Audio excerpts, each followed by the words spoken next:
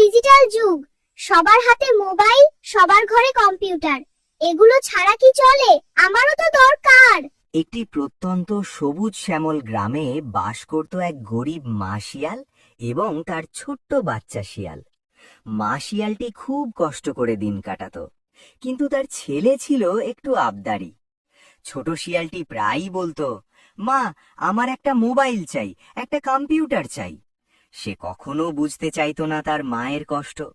গরিব মা শিয়ালটি ছেলের মুখের হাসির জন্য প্রতিদিন মাঠে গিয়ে কঠোর পরিশ্রম করত। একদিন রোদে বৃষ্টিতে কাজ করতে করতে মা শিয়ালটি অসুস্থ হয়ে পড়ল। অতিরিক্ত পরিশ্রমে সে আর সুস্থ হয়ে উঠতে পারল না। মা শিয়ালটি চিরদিনের মতো চোখ বন্ধ করল। হঠাৎ করে পৃথিবীটা যেন থমকে গেল। এবার শিয়াল ছানা বুঝল যে মা প্রতিদিন তার জন্য সব সহ্য করত, সেই মাকে সে কখনো ঠিকভাবে মূল্য দেয়নি। ছোট শিয়ালটি দৌড়ে গেল বিভিন্ন প্রাণীর কাছে। সবাই মুখ ফিরিয়ে নিল।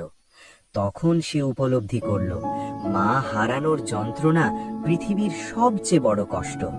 সে আকাশের দিকে তাকিয়ে কাঁদতে কাঁদতে বলল, মা, আমি আর কিচ্ছু চাই না, শুধু তুমি থাকলেই সব ছিল। শিক্ষণীয় শিক্ষা: মায়ের মতো আপন কেউ হয় না। মায়ের ভালোবাসা নিঃস্বার্থ।